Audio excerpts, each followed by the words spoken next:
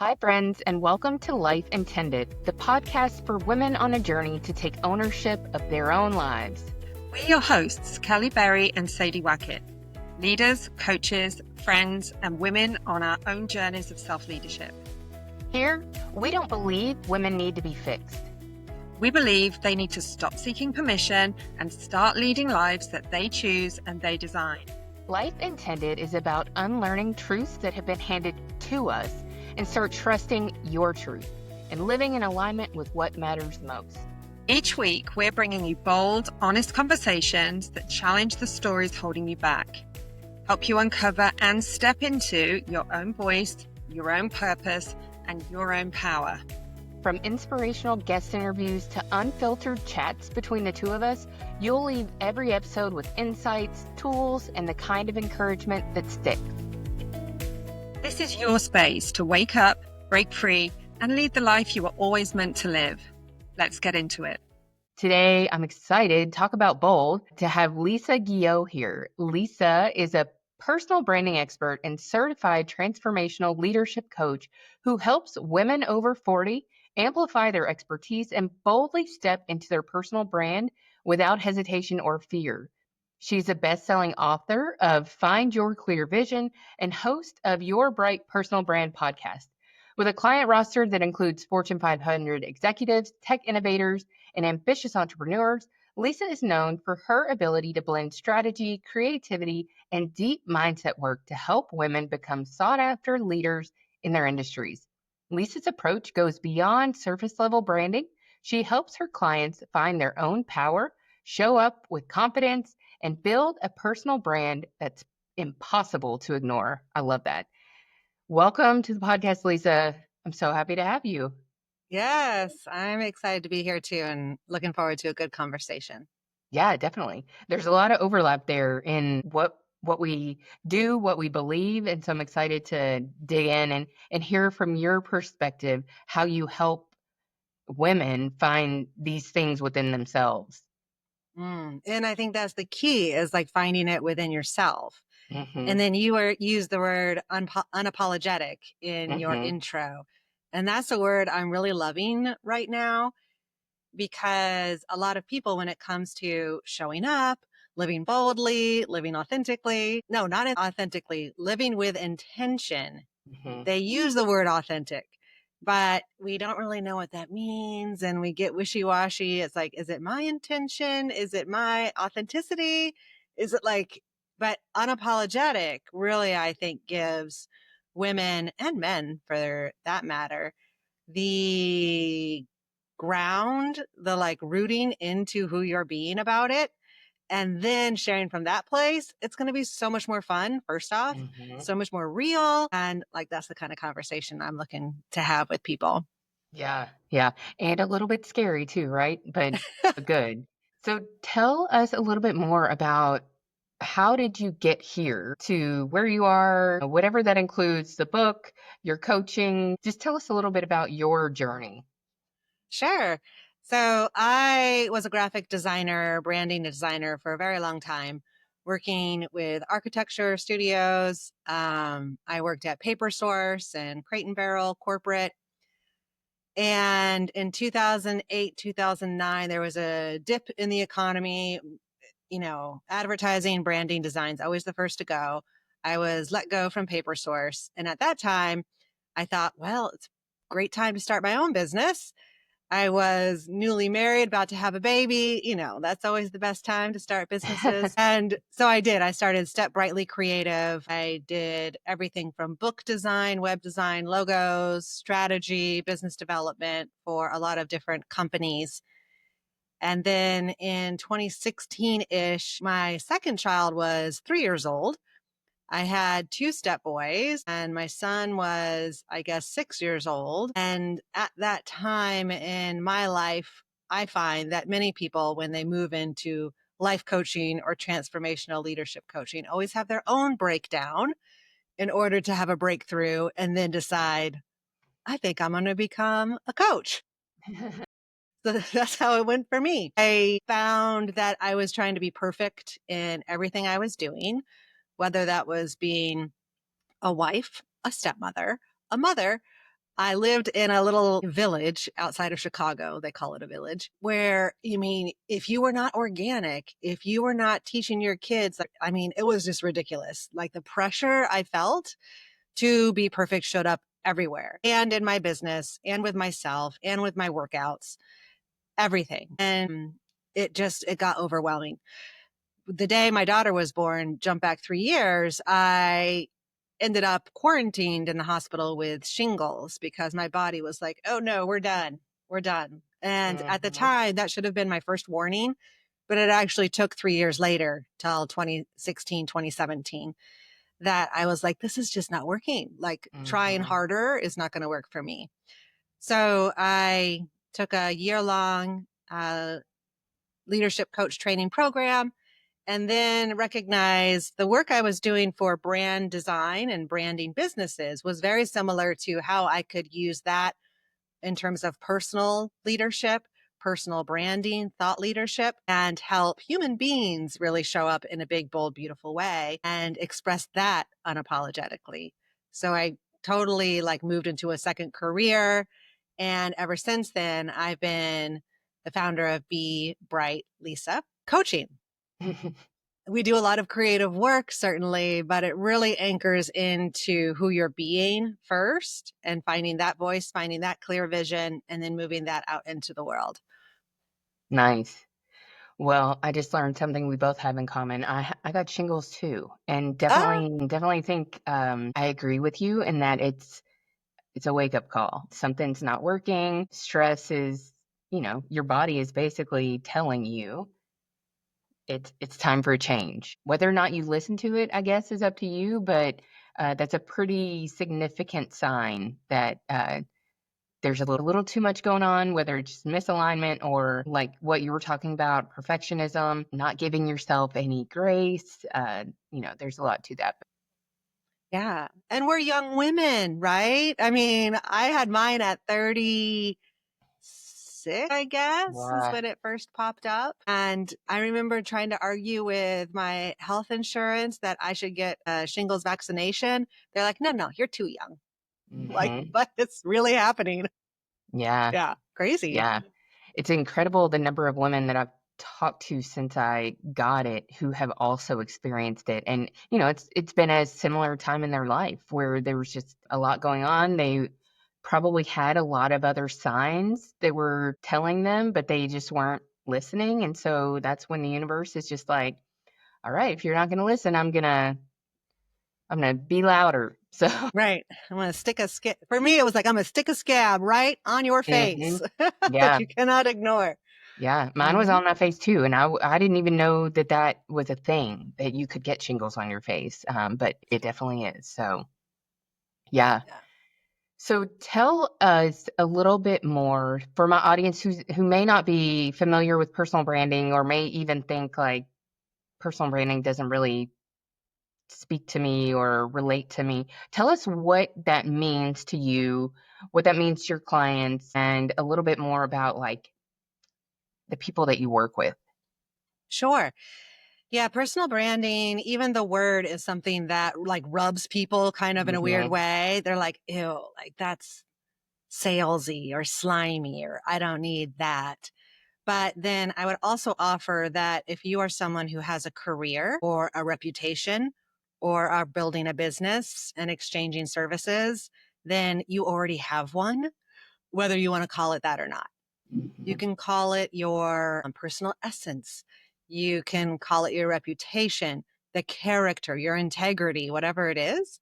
Personal branding is just the way I frame it because it's the background I have in, you know, brand building. But really, it's the combo of a couple things. You've got the personal side, your personal, reality, your personality, who you are, your thoughts, your background, how you show up in the world. And then you combine it with just a strategic way to put it online or say it out loud. That's the branding part. You put them together. Similarly, thought leadership. You can be an amazing leader. You can lead a team. You can get the best ROI. Great. That can totally fulfill you. But oftentimes, my clients, for example, want to combine their leadership with thought leadership, which just means they're going to make, honestly, a bigger impact in their ideas and sharing those in a bigger way. There's also nowadays, people are calling it leadership branding. Literally, you can call it whatever you want. But it's taking ownership of how you're showing up, both in a meeting with the energy you bring into a room, the vision that you have for yourself, your career, your business, and then how you express that out into the world with intention. And I think, like, as we were speaking and how it related to me, was with the shingles, I thought I need to be perfect in order to be valuable. If I'm perfect, and I, particularly in graphic design, it's like every single pixel, every single color needs to be totally awesome and correct so you can win an award and make money for your client.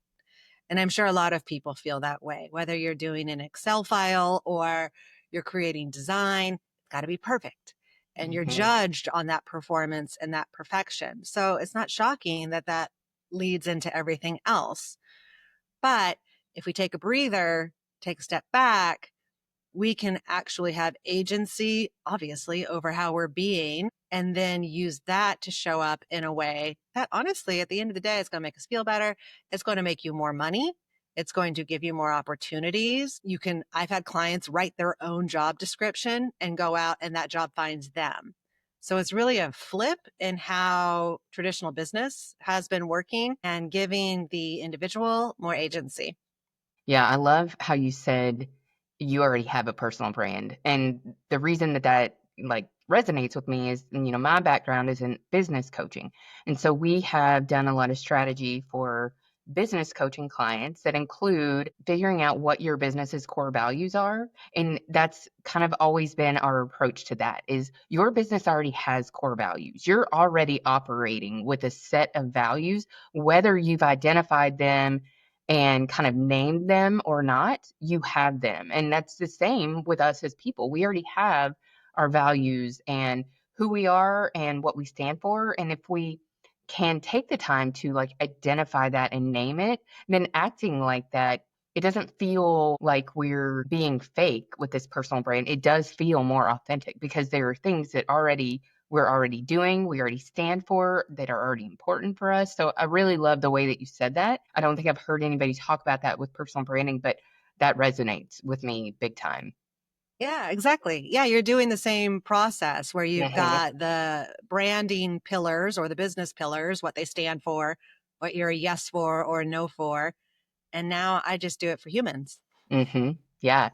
And the other thing I think that you said was it had to do with your energy, kind Yeah. of almost the way you show up in meetings or as a leader. We've also talked about that before as like how the temperature in the room, what you walking into the room, how do you affect the temperature in the room? Do you raise it? Do you lower it? Do you bring in a big rain cloud with you? And so I think thinking about it like that is like, how do I want to show up? What's the energy that I want to kind of exude? And not in a fake, exhaustive way, but in again, like the authentic, like how do I want to be perceived? How do I want other people to feel when I enter a room, when I'm taking the floor, whatever that is. So I really like that too. Yeah, absolutely. Something I really talk about in the book is personal branding is an exchange of energy. It is the energy that you leave with someone else when you're not even in the room anymore. Hmm. There's those people who always get recommended and always get opportunities and everybody wants to work with them. Well, there's a reason. It's not that they're an asshole. It's that they're amazing at what they do. And Hmm. the energy they leave with you, you want more of that. And so you can feel it, Yeah. whether you want to talk about energy or not, it's Hmm. there. Yeah. Yeah. So tell me for people who, and I have been one of these, so if we want to like dig into my story, we can. What do you what do you hear most commonly when women, because I think you primarily work with women, resist wanting to create a personal brand? What are their objections or reasons why they don't think they need one? Well, if I may be so bold, what are your objections or Uh, reasons that you think you don't need one? yeah, well, I've totally changed my tune. So these are previous objections that Kelly would have had maybe like 5 years ago. So, a big one was we were building an organization and wanted the organization to take the front seat. We wanted the organization to have the brand because we were a coaching organization and we were competing against a bunch of gurus and individuals. And so, in order to be different, we wanted to present the brand forward instead of the people forward. So, that in hindsight, maybe not the best decision, but that was one of the biggest reasons that we, as individuals behind the brand, didn't come out and have any kind of really like presence. So that was one. Another that I think was just totally mine, maybe imposter syndrome, but like what did anybody want to hear about from me? What did I have to say that anybody wanted to listen to? Or what, I'm like an operations person. Like what's interesting about the things that I'm working on or doing or you know, is there anything original here? Those were the types of things that I was thinking about. Right. Well, you're not alone in thinking those things. Often, like I did it in my business first as well, because I created Step Brightly Creative versus lisaguillot.com, right? Mhm. Because I wanted to make it about the business, the product, this thing. But you said it, and that you were selling coaching services and that you were coming up against gurus, which are human beings, right? Big Mhm. names. So those people already had personal brands out there because of whatever career they had had prior. And I also think that whether you're selling professional services or product based services, for professional services, it's you. They're buying you, your energy, your expertise, your career, your background. And why would they trust you to be the COO of their business, for example? They need to know you. And sure, you can work your way around an Excel file or whatever it may be and organize an amazing team, but it's still you. Do they want to spend 8 hours a day with you? Yes or no, right? For people who sell products, the most visited page on a product website is the About Us page. People want to know that your values align with my values, and I'm going to purchase from you because there's that alignment. So, for example, there's a story I tell in the book about a pair of just like black yoga leggings. You can buy black yoga leggings from Lululemon and spend about, $110. You can also buy a pair of black yoga leggings from Walgreens or CVS. When it's the new year, new you, they always put up just like the legs of a mannequin and black leggings on them. And they're all just in this bin and they're like $10.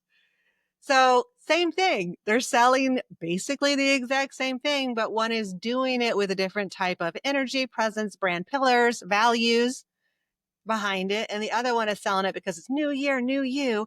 And you should get Mhm. yourself a pair of black leggings to wear to the gym. So the point of differentiation there is the brand. Now, as it relates back to your personal brand, that's where things get wonky, right? You're like, why would they want to hear about me? And Mhm. right, you identified it as imposter syndrome, and totally cool. Everyone has imposter syndrome, everybody. But I don't think we can wait until we no longer have it. And it's the same thing for confidence. It's not something that I can go find, put it in my pocket, and take it with me. It's actually something that you have to go do the thing, and then you get the confidence after you do the thing. So it's like my son is a theater kid and he's a freshman at high school. They go to practice every single day after school for 2 months for like 2 hours a day. And then for a full weekend, they rehearse, rehearse, rehearse. So he has the entire thing memorized, knows exactly where to step. So he feels confident before he steps out on stage. That is like 80 hours of training for two Mhm. shows, right? And then afterwards, he's like so high on adrenaline and so excited and so confident about himself. But that's because he practiced 80 hours. And I think we often forget that. Like walking into a room to pitch your business for the first time, it's going to feel awkward and weird. And oh my God, what are they going to think about me? And start sweating. And it's because we haven't practiced for 80 hours, right? We don't have the confidence yet. And that's why people who are farther along in their career, for example, we're like, God, they have so much confidence, so much charisma. Well, it's because they practice and they Yeah. practice a lot. And yeah, it gets wonky and weird sometimes too. I tell my clients, you need to film a video, like face to camera. And I don't care if you post it online or not, but send it to me. And you need to do that every day this week. Oh, but Lisa, that's so awkward and weird, right? But that's the practice. And Mhm. so, right, with imposter syndrome, that's what we've got to do. And I think once we practice, then we're going to have just a little bit more breathing room and ease. And it also, for me, allows me to go try new things. And that flexibility also really helps me as a business person and a personal brand for that matter, see where there's more opportunities to grow. And then it starts to work, right? Mhm. Yeah. And Yeah. so you were saying, like Kelly, 5 years ago, you had no frame of reference for, is this going to work? Mhm. But I see so many brands out there that do work. I'm just going to be it's going to be a brand, right? Not personal. So it actually just creates a disconnection between you and the business. Because if the business fails, cool, no problem. But if I fail, right, it Mhm. feels a lot different. Yeah. Yeah. That's interesting too that you're framing it as practice because in truth, that's what it all is, right? We're just like every day I show up and I'm just basically doing things I've never Practicing. done before or, maybe had done before, but it's another rep under my belt. And so just thinking about it like that, it kind of makes it obvious now why I show up to things with more confidence because I have done them so many more times. I'm not like leading a meeting for the first time anymore, not getting up on stage for the first time anymore, not recording a podcast for the first time anymore. Now I have, like I don't know, at this point, maybe 50 reps under my belt. So it just feels a whole lot different. Yeah, so that's interesting because I don't think most of us think in our day to day work that we're just practicing. Yeah. We think everything is important and everything is, needs to be done exactly right. And this meeting is so important. This presentation is everything. But truthfully, it's all just preparing us for the next time we do it to do it a little bit better. Yeah. So what shifted now for that was Kelly 5 years ago, but then Kelly today, tell me about where you are in terms of like unapologetically owning your personal brand.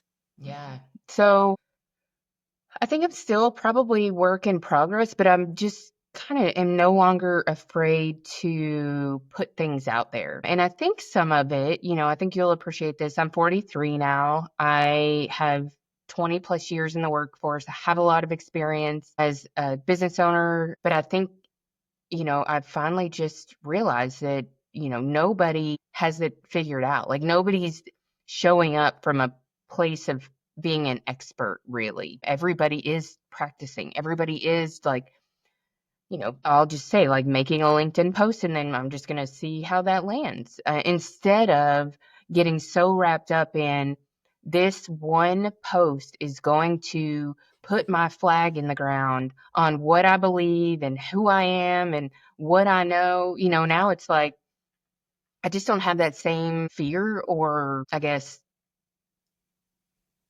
just resistance to do it. It's kind of just like this is just another thing. The life cycle is really short on it. It's not really gonna it isn't my flag in the ground, which I think was my perspective before is like I wasn't ready to start putting messages out there because I didn't really know who I was and what I stood for. And now I've just realized that I do know more of that, but I can also figure it out while I'm doing it. Ding ding. Hmm. Yeah. You didn't know who you were or what you stood for. Shingles shows up, right? To be like, hey, that's right. You don't know. And then taking the time, doing the work, maybe getting your own coach, therapy, whatever it is. Yeah. And I think for me, it's like finding the experts that can help me. They're just one or two, three chapters ahead of the Yeah. work I'm doing. right? And so then you can see, oh, that's where I'm going. Mm-hmm. That's the path. And it gives you less resistance. I really Mm-hmm. like that word. Yeah. Yeah. Yeah. So, I'm kind of like, I would say mid-journey, like still figuring it out, but the biggest shift has been I'm just not afraid of it anymore. And that feels really good. And, I think people change and our positions change and that's normal and like just get started because if you get started then you're further than if you are just waiting until everything's perfect. Yes, which will never happen because not everything can be perfect at the Yeah. same time. Yeah. Definitely. So one of the things that I wanted to talk about, I think you touched on it a few times with my example, but you mentioned to me there's like this in between space. And I'm going to read this sentence because I don't want to mess it up because I think it is so important for anyone, really. And I think we'll have a lot of good things to talk about it. But you said you like to talk about the space between creating a big vision and actually bringing it to life. There's the in between space where women get wonky and doubt themselves. So, with radical self care, inner trust, nutrition, holistic living, etc., as a foundation, it makes staying in alignment so much more sustainable. So, what do you mean by that? Yeah, there's an interesting place between dreaming about in the future, I really want this to happen. And like, as it relates to my book, for example, when the book launched and I had it in my hands, I can't tell you the number of people who said, I really want to write a book. And one person even said, I know what the first sentence of my book's going to be. And I'm like, awesome. So like, where are you in that process? Oh, you know what? I have just got so right. And then they throw lots of things in the way of that big vision. So I can just like, I'll describe it as it relates to the book. What I recognized was the process I was taking my clients through was a pretty great framework, to be honest. And I saw that it actually followed the creative process. And so it's called the Clear Vision Framework. And CLEAR is an acronym. C is your clear concept, L, legit and long lasting. Are you going to actually want to do this 6 months, 6 years from now? That's a really big question. And E, expanded energy. And that's the part we can talk about. And then A, aspirational success. What does it actually look like? Like have your book in hand, for example. And then R is rooted in celebration. Like it has to be fun. Nobody wants to write a book every day from 6 a.m. till 7 a.m. When they could be sleeping. And instead, how do you make it fun? How do you reward yourself? Take yourself out to dinner, buy yourself roses, whatever it is. We've got to figure out how to root it in a little treat, for example. So the space in between is I have this great idea and then the reality of actually making it happen. Mm-hmm.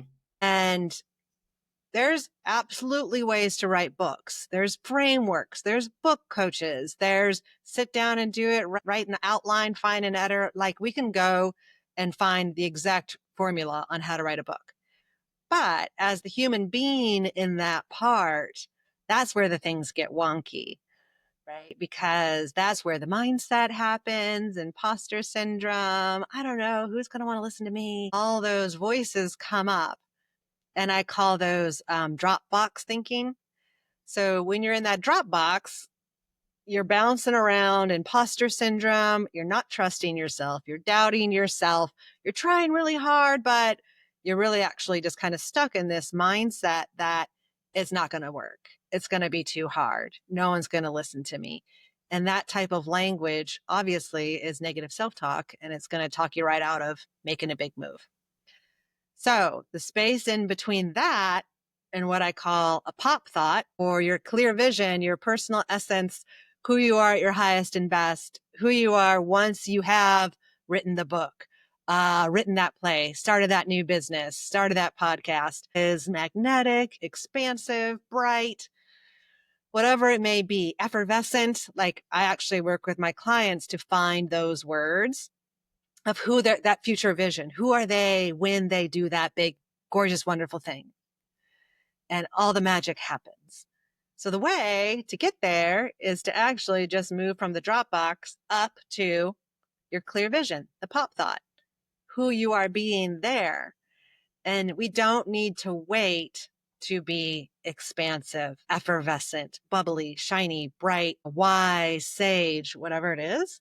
We start practicing that now. And if you start practicing that way of being now, then it anchors you into trusting yourself and trusting your vision and becoming more self-aware of when you're sabotaging yourself and hitting snooze and not getting up, for example, or thinking, I don't have any good ideas, deleting the last chapter.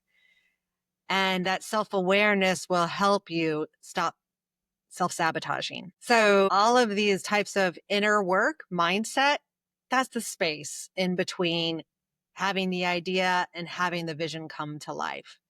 And that's why I said things get wonky and weird and we don't practice self-awareness, right? We don't practice getting out of that negative thinking quick enough. And so I actually have a practice with one client I'm working with where she drops a lot into thoughts of like, why am I doing this? This is stupid. And I'm like, okay, cool. Like, let's think that thought for like a minute. Like, cool, let it out. Like 1 minute, we're going to do it. Tell me why this is so stupid. And okay, now what are you going to do? And that's the biggest difference. That's the one thing you can do is like, what am I going to do now? And then you just have to take that next step, right? Like we were talking about, if you're practicing for a play, you've got to say the next line. And that's it. Like, that's all. Just say the next line. And somebody else is going to say their line back to you. So it's just tiny little steps along the way. They're going to help you get in between today and that clear vision. Does that make sense?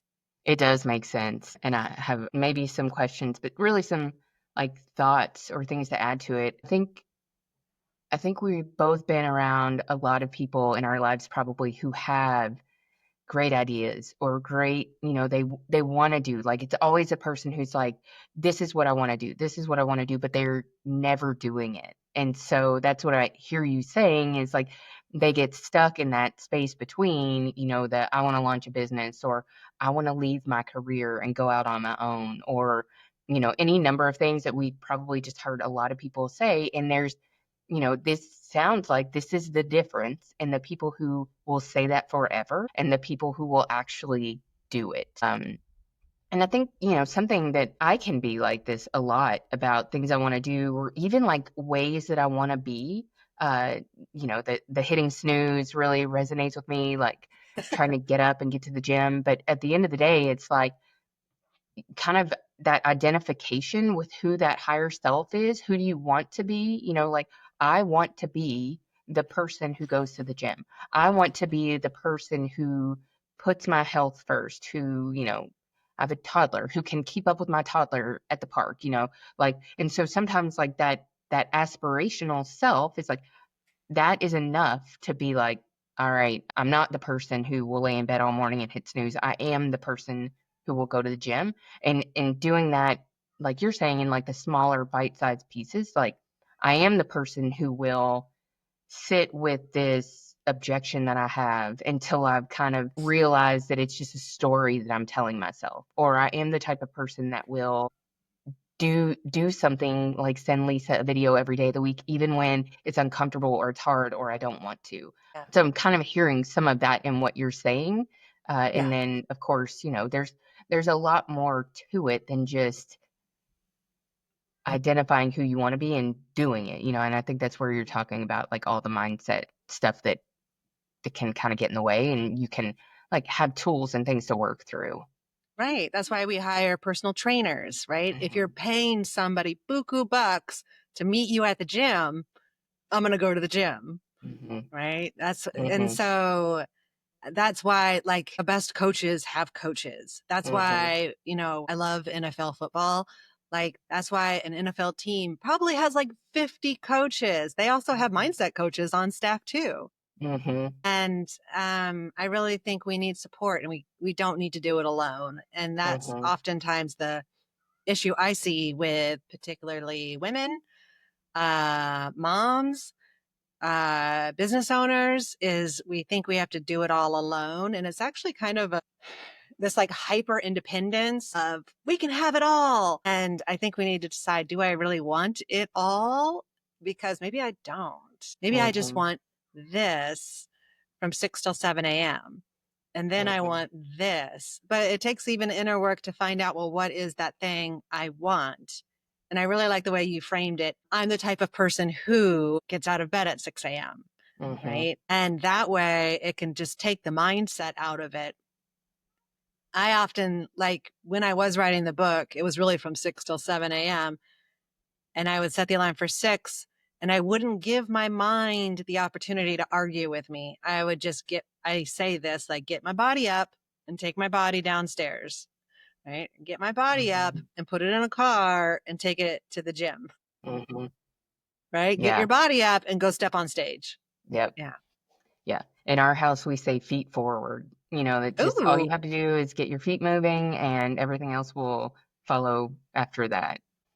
So I really like the topic, and I think we can dig into this a little bit about women being like having this need to want to do it all themselves, to, like be so independent. I am right there right now with some things that I'm working through, or just like really feeling like if I don't do it 100% on my own, that it's not my accomplishment. And so trying to like take this mindset, I guess, that I have, this fixed mindset really, and try to break it down so that I realize that getting help doesn't mean you're not doing it or that you're not responsible for it. Like, you don't have to know all the answers, you just have to know where to go to find all the answers. And so I think Mm-hmm. that's where, your analogies of having coaches or the NFL teams, like every player on that team doesn't know every single thing about every single thing that they have to do. They don't know every single thing about their training program or their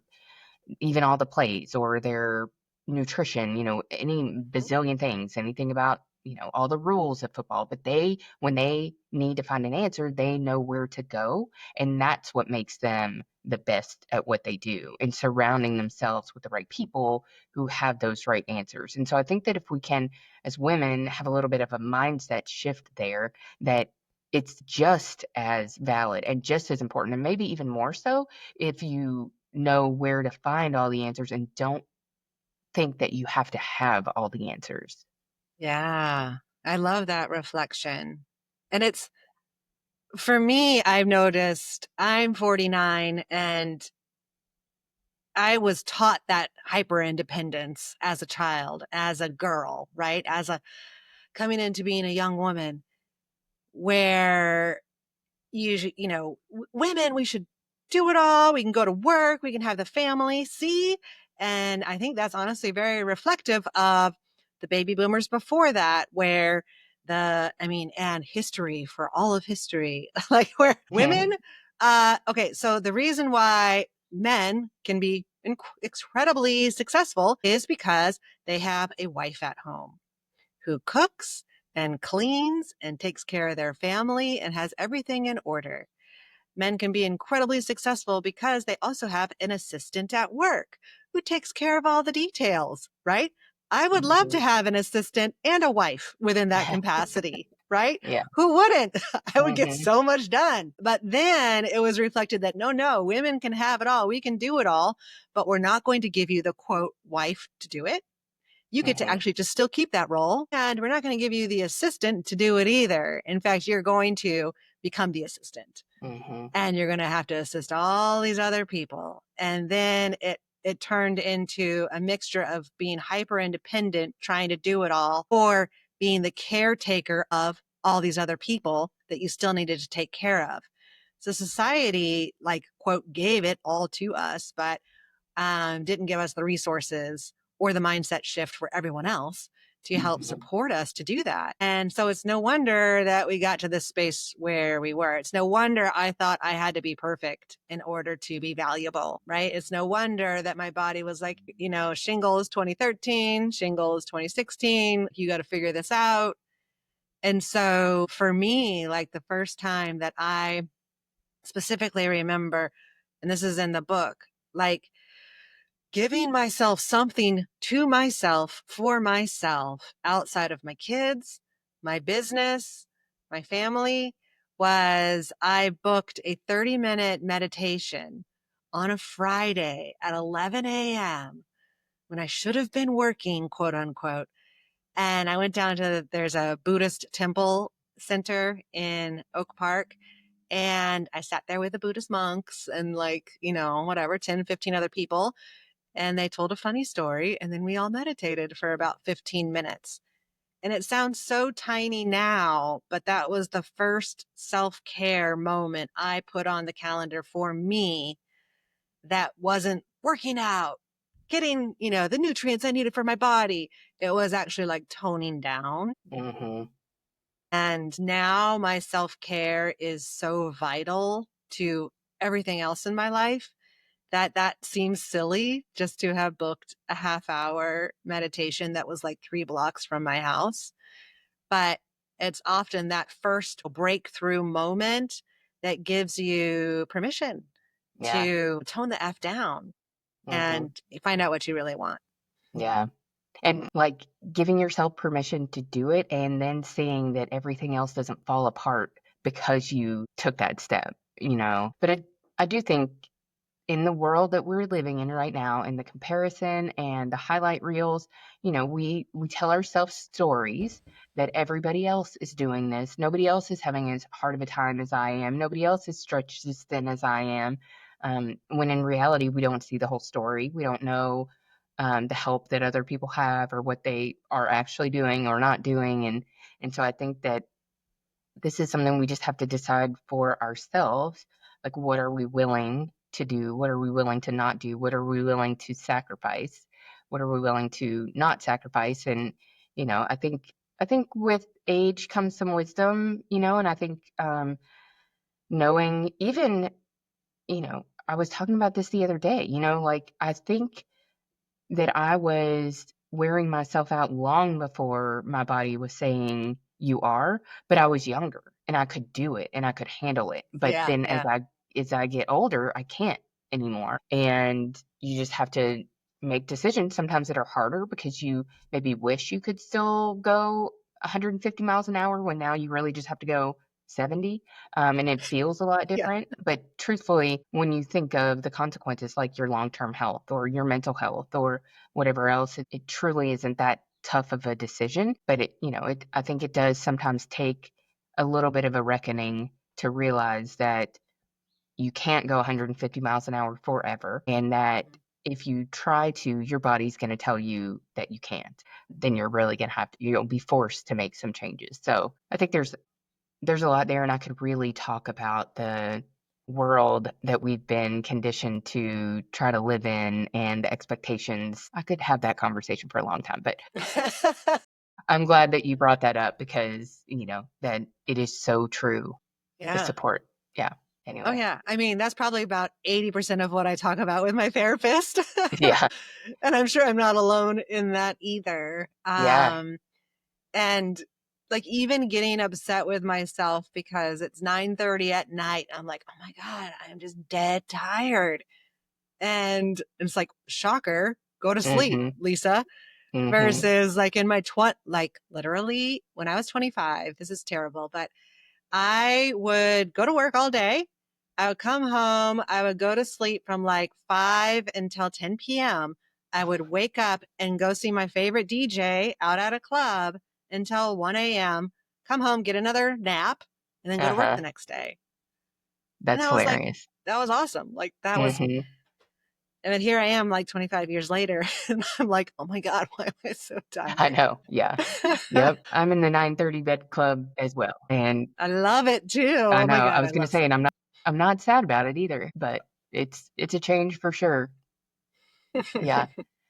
Well, this has been really great, Lisa. I love everything you said. I think that there's so much of this that is relevant to so many people, so many listeners, and I think that just getting started. Like, I guess if you had any advice to people who are like, I don't, I think this may be important for me, but I don't really know what to do. Like, what would you tell them to do to get started?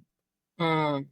Well, if So like circling way back to the beginning of our conversation, if you feel wonky or weird when you say personal branding, that's something to take a look at, because really it's just about doing the inner work to find what you're aligned for and what you are not for, and then showing up in that way.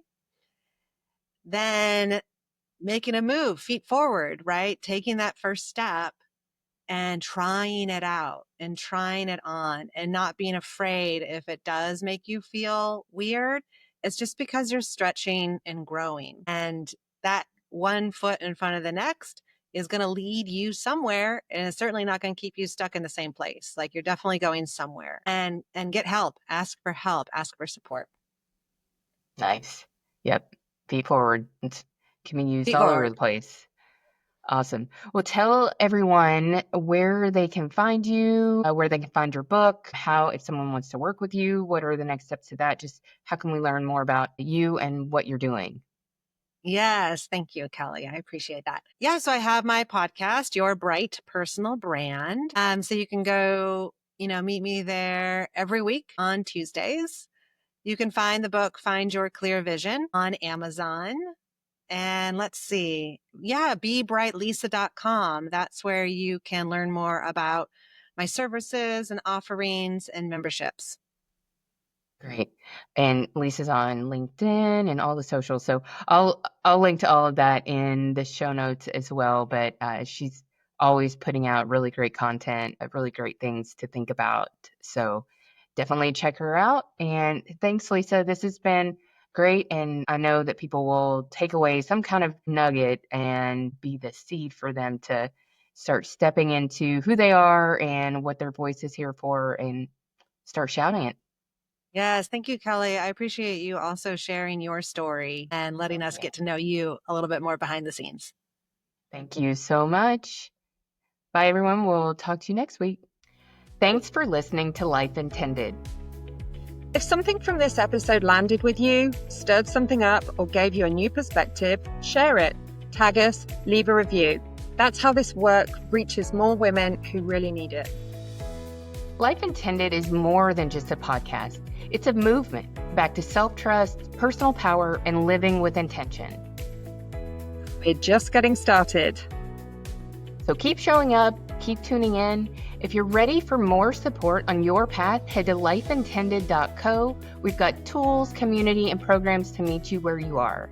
Until next time.